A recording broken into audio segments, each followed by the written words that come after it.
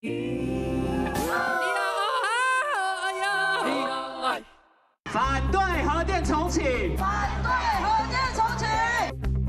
last nuclear plant is powering down, but opposition lawmakers are already trying to revive it and facing a heated reaction.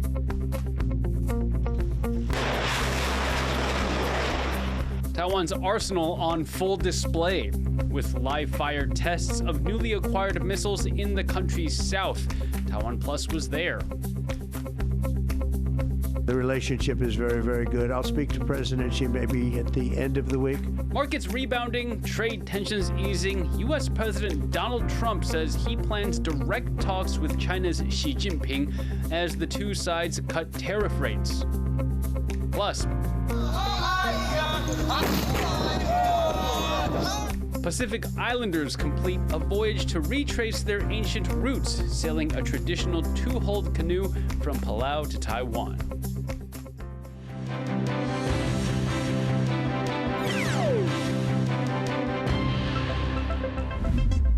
Hello and welcome to Taiwan Plus News. I'm Liao. Thank you for joining us. Taiwan's last nuclear power plant is shutting down Saturday, but it might not be off the grid for good. Opposition lawmakers have passed amendments that could bring it back online, reigniting Taiwan's energy debate. Issy Wells reports. 反对核电重启！反对核电重启！拒绝草率修法！拒绝草率修法！ This was meant to be a time of celebration and the end of a decades-long battle for Taiwan's anti-nuclear movement. But now, with the closure of the country's last nuclear reactor fast approaching, protesters are back on the streets as opposition lawmakers try to push through amendments that could see it restarted, saying that without nuclear power, air pollution will get worse and electricity prices will soar. 我强烈的怀疑，这样的立法根本就是国民党跟民众党没有在顾我们的安全，然后也完全不在乎核安，就只是为了满足你们自己的短期政治利益而已。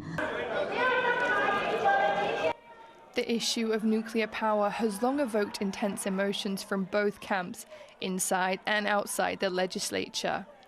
While the ruling Democratic Progressive Party is currently set to achieve its goal of making Taiwan a nuclear-free homeland by 2025, pressing questions remain on just how the country will meet the energy needs of its booming chip and AI industries, while simultaneously hitting its net zero targets.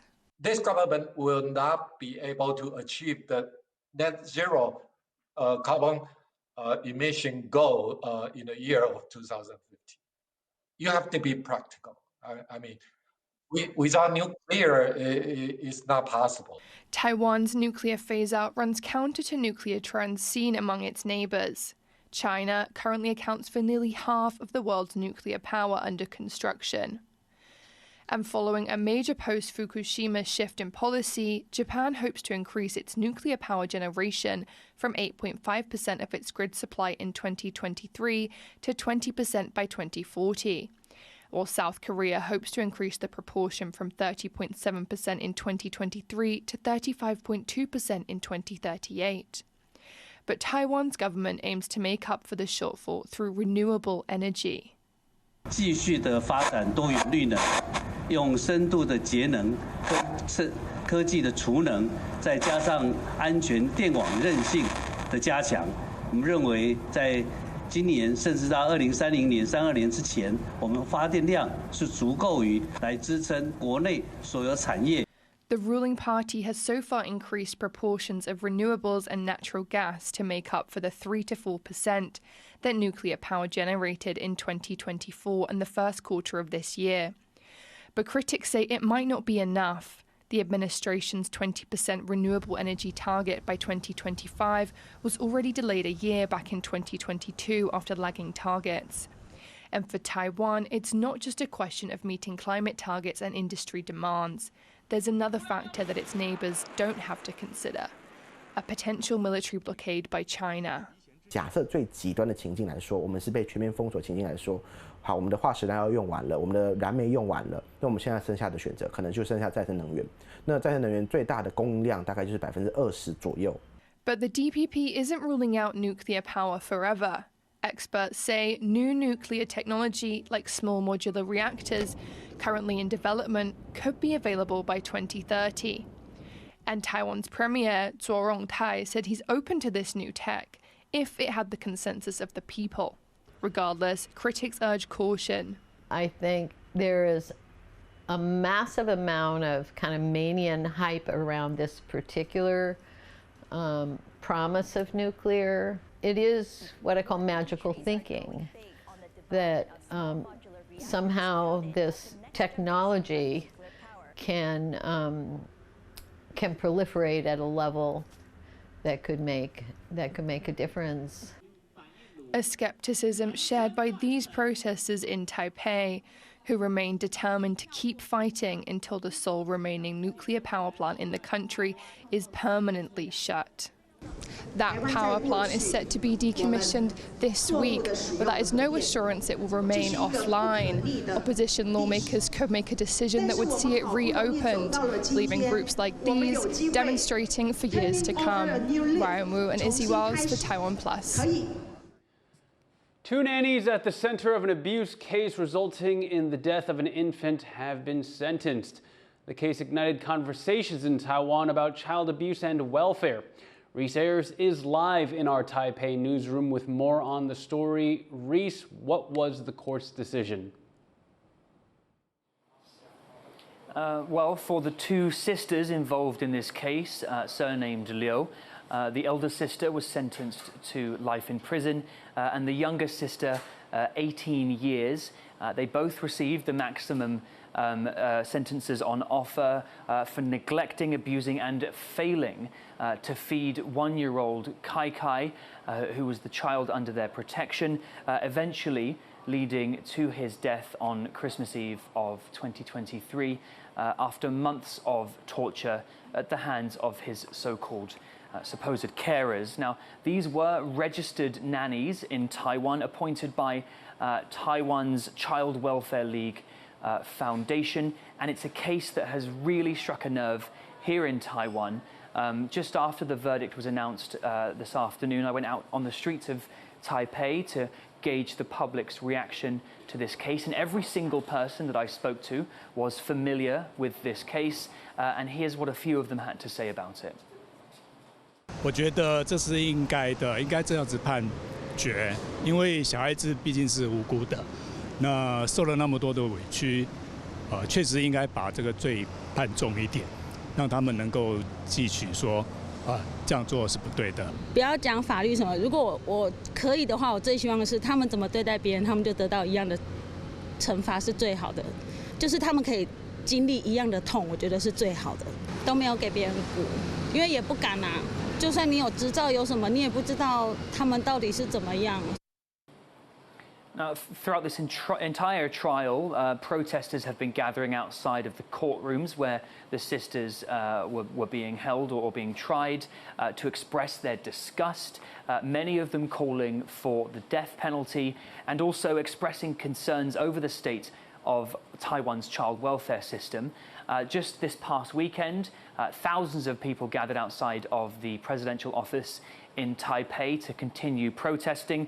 They were calling for the establishment of a integrated child protection department and also to make it impossible in the future for people to get parole who are involved with child abuse cases that result in the death of a minor. Now, the Health and Welfare Ministry have said that they're working to enhance child protection efforts, but exactly what form that might take is still up for discussion. Thank you, Reese. We'll be following this story and giving you more updates as they come. That was Reese Ayers live from our newsroom. The Defense Ministry says it spotted 31 Chinese military aircraft and 7 naval vessels operating around Taiwan in the 24 hours up to Tuesday morning. 30 of those aircraft entered Taiwan's Air Defense Identification Zone, or ADIZ. This area is not Taiwan's airspace, but acts as a buffer zone for defensive purposes. The military says it also spotted 1 official ship operating near Taiwan. The incursion comes as Taiwan conducts its annual missile tests in the country's south including the first ever test firing of the US-made HIMARS rocket system. Taiwan's military is testing dozens of new missiles, part of an annual exercise in the country's south. Defense reporter Jaime Okan was on site to see some of those demonstrations up close. For the second day in a row, Taiwan's military is conducting annual live-fire missile drills in a base in Pingtung County here in the country's south. Now, for this part of the exercise, the military is firing the domestically made Land Sword missile, which is part of the country's overall air defense strategy. This is only the second time these missiles have been tested, as they're a new addition to Taiwan's arsenal. Soldiers here are simulating an enemy aircraft flying too close to the country. The military originally wanted to use these orange drones to help spot the targets, but they grounded them due to strong winds. But officials here say the most important thing is that they still managed to hit all of their targets.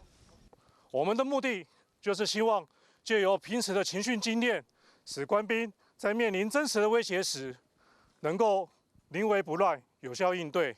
我们的接战流程都非常的顺遂。 奋力射击3枚的这个歼2飞弹，而且都顺利的打中目标。 These missiles, which can fit on the back of a truck, are part of Taiwan's push to diversify its weapons capacity. The Land Sword uses missiles that can be attached to fighter jets, and soldiers say they're getting better at using this new equipment.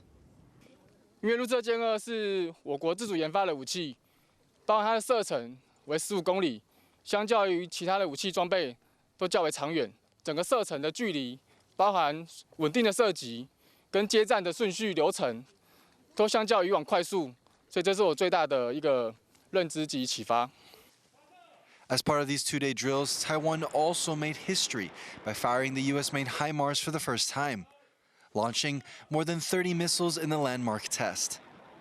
With both the HIMARS and the Land Sword systems now in the military's arsenal, Taiwan says it's on track to continue modernizing its forces. Officials here say that these tests are not only a great opportunity to test some of the older missiles that are approaching their expiration date, but it's also a chance to test new weapons and figure out any ways to improve them. Fu Haohong and Jaime Okan in Pingtung for TaiwanPlus. Chinese President Xi Jinping took a jab at U.S. trade policy, denouncing what he called global bullying. 关税战、贸易战没有赢家。 霸凌霸道，只会孤立自身。 She was speaking at the China-Latin America Forum just a day after Beijing and Washington agreed to scale back tariffs. Under the deal, the U.S. will cut its tariffs on Chinese goods from 145% to 30%, while China will drop its tariffs from 125% to 10%. Both sides say they'll hold more talks to work toward a broader trade agreement. Those could also include the first direct talks between the two countries' leaders since U.S. President Donald Trump came back into office. At least that's what Trump says. The new agreement and the U.S. side's optimism has helped boost markets and eased fears of recession. Rosie Greninger has more.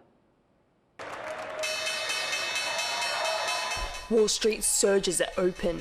The reprieve brought by a new deal between China and the United States to temporarily reduce tariffs.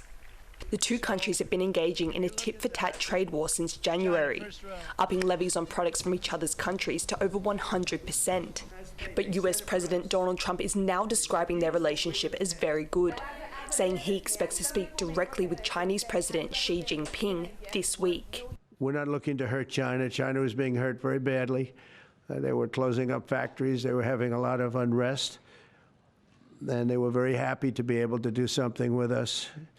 And the relationship is very, very good. I'll speak to President Xi maybe at the end of the week. Under the new agreement, both sides will cut tariffs by 115 percentage points, meaning that from Wednesday, US duties on Chinese goods will go from 145% to 30%, and Chinese tariffs on US goods will fall from 125% to 10%. It comes after senior Chinese and US officials held critical talks in Switzerland, their first face-to-face meeting since Trump returned to power. We do want trade. We want more balanced trade, and I think that both sides are committed to achieving that. China has not confirmed any plan for direct talks between Trump and Xi, but the tariff reset is being welcomed on the streets of Shanghai. 首先，这肯定算是一个好消息，就是至少事情是在往好的方向发展的。因为毕竟要考虑到，就是说中美这样子一直的进行的关税贸易战的话，对双方都是两败俱伤的，是没有好处的。这种不正常的关税我是不希望它继续下去，或者是真的发生的。然后同时还有一个问题就是90天以后，如果再重新启动的话，这个会对于整个市场产生一个非常大的一个这个信心预期的一个波动和不确定性。Stock markets around the world had slumped at the start of the trade war between the world's two biggest economies, amid fears of a global recession and skyrocketing prices. But news of this latest truce saw markets gain. Where they were last week was absolutely apocalyptic. It would have resulted in supply chain disruptions that would have been something like the pandemic. There would have effectively been no trade between the United States and China. So a tariff of 30% is a high tariff, but it's a tariff that at least has a certain degree of flexibility and will allow life to go on, albeit at higher prices and maybe with greater uncertainty and delays. Analysts also predict the 90-day pause will become permanent.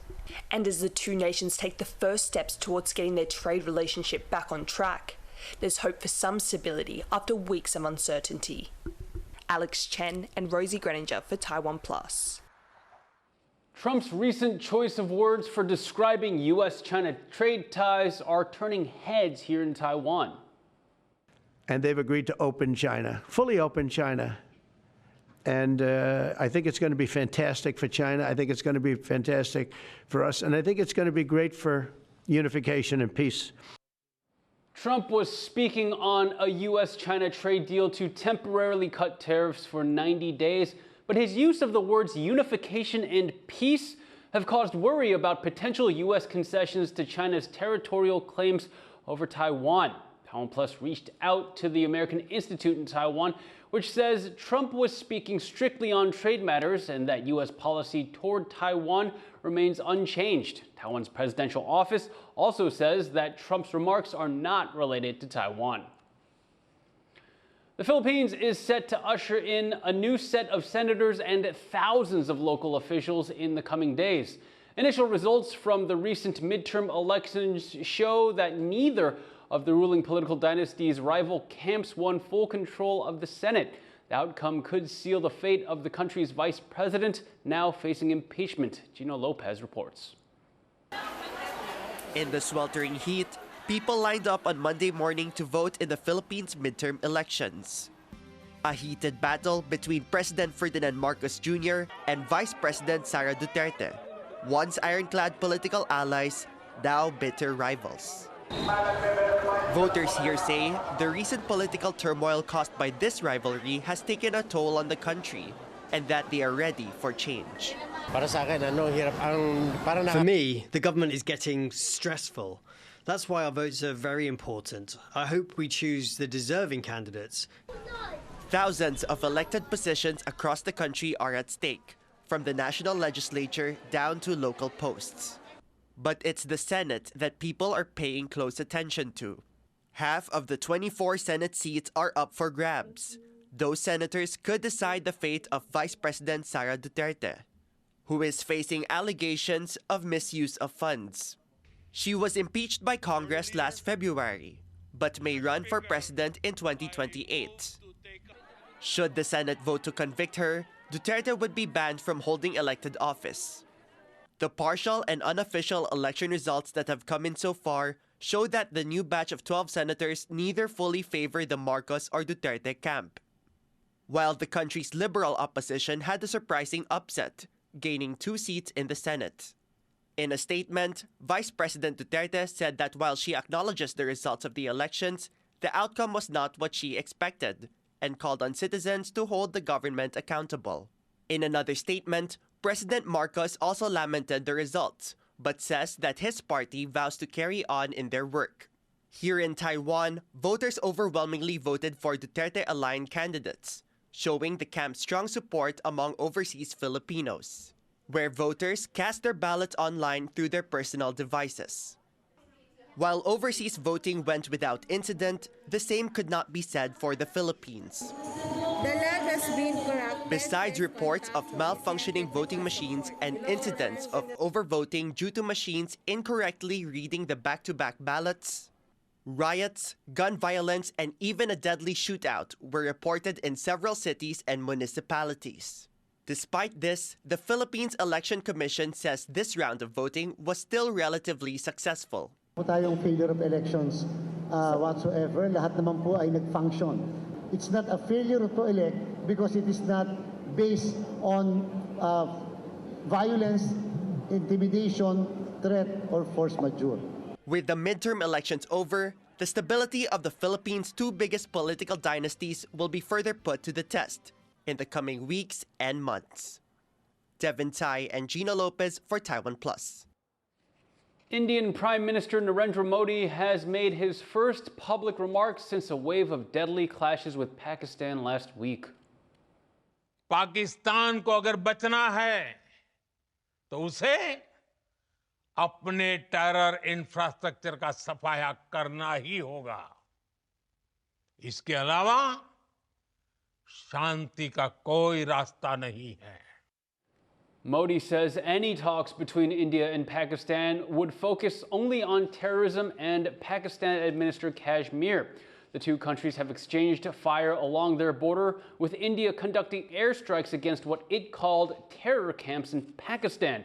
India accuses Pakistan of sponsoring an April 22nd attack on Hindu tourists in the disputed Kashmir region that left 26 people dead. Pakistan has denied involvement. The two sides agreed to a ceasefire on Saturday.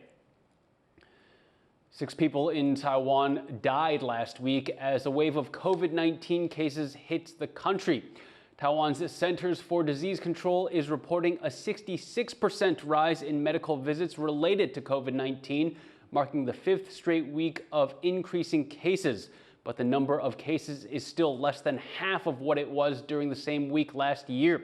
The CDC is advising high-risk groups to get vaccination boosters and is urging parents to seek medical help if their children show severe symptoms. A traditional Pacific sailing canoe has completed a historic journey from Palau to Taiwan, using the stars and ocean swells to navigate. As Rick Glout reports, the first of its kind journey is reviving traditional seafaring knowledge and reconnecting with ancient roots. An enthusiastic welcome for a historic visit.